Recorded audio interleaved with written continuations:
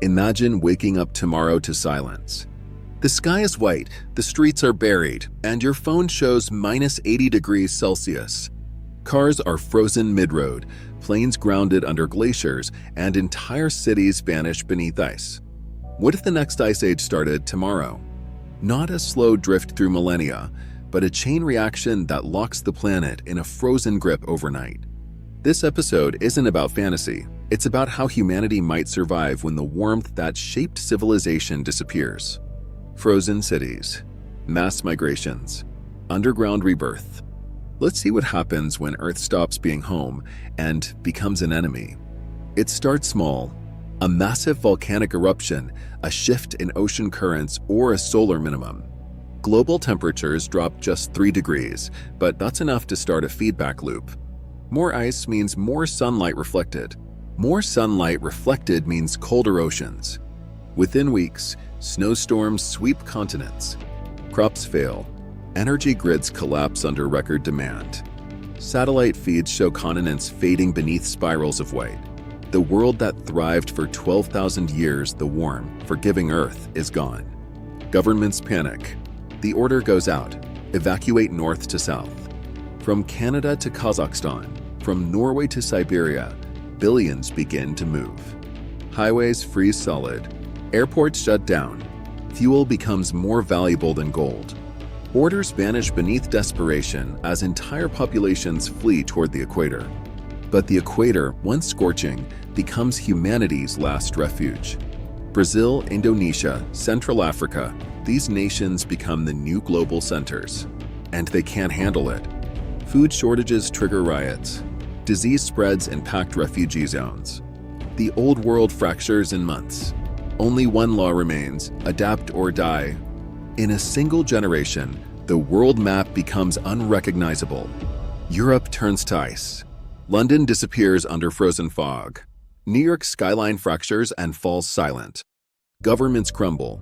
Militaries become isolated kingdoms. Digital communication fades as satellites freeze. Humanity splinters yet survives. Deep in old mines, subway tunnels, and data centers, small groups begin to dig in. They build underground shelters powered by geothermal heat and LED-grown food. Above ground, the surface becomes a frozen desert. Below, humanity begins its next chapter. The survivors create a new kind of civilization, one that never sees the sun. Neon tunnels, artificial farms, filtered air. Children grow up believing warmth is a myth. Hydroponic gardens replace fields. Fusion batteries replace the sun. Cities like Mio Jakarta and the Gulf Complex rise underground, glowing with soft blue light. Old currencies mean nothing. Oxygen and heat are the new gold. Humanity adapts fast. We become smaller, leaner, more efficient, and more connected than ever before. But as centuries pass, something begins to change. A generation is born that asks a forbidden question: what's left above us? While most focus on daily survival, scientists in the depths of the earth chase one profound dream: to reignite the surface. They meticulously design crops that can flourish without sunlight, utilizing advanced hydroponics and nutrient solutions within controlled environments. Alongside this, they create sophisticated fungal air scrubbers, vital for maintaining breathable air quality in the enclosed underground cities. Experimentation with fusion energy is paramount, as they strive to mimic the natural cycle of day and night, providing essential light and warmth. As generations pass, human DNA begins to adapt to the extreme conditions, a testament to our species' incredible resilience. Populations evolve, developing thicker blood to withstand the intense cold, enhancing their natural resistance to the frigid environment. Their night vision improves dramatically, allowing them to navigate the dimly lit underground world with greater ease and clarity.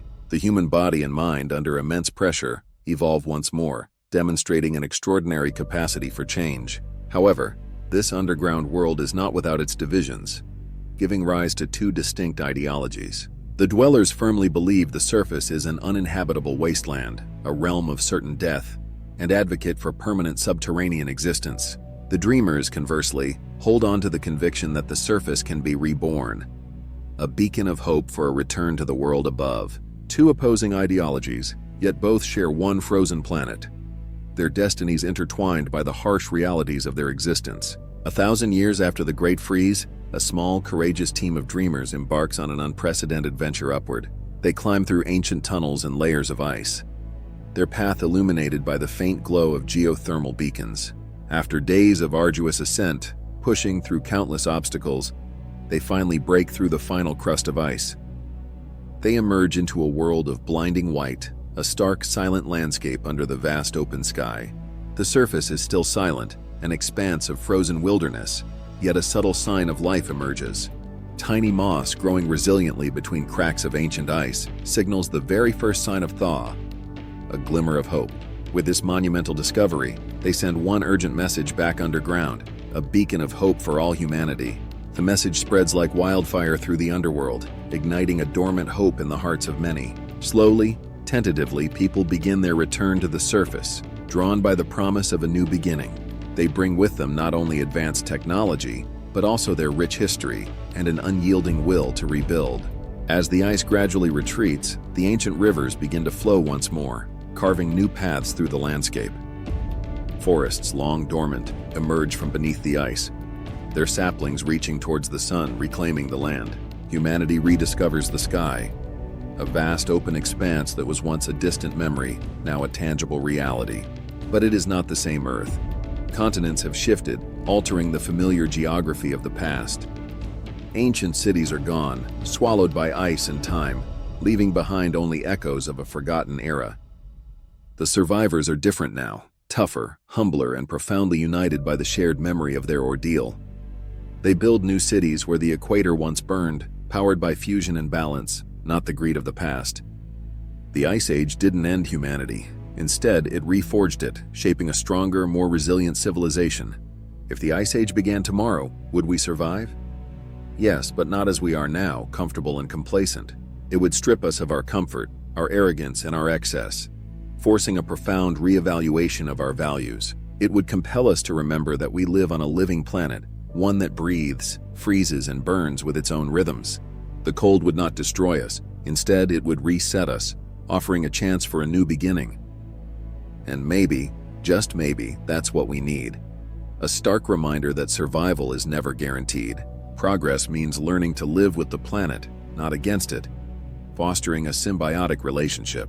If this vision chills you, it should, because every choice we make today writes the first page of that future. Energy consumption, industrial practices, and deforestation. These are the critical levers of the next ice age.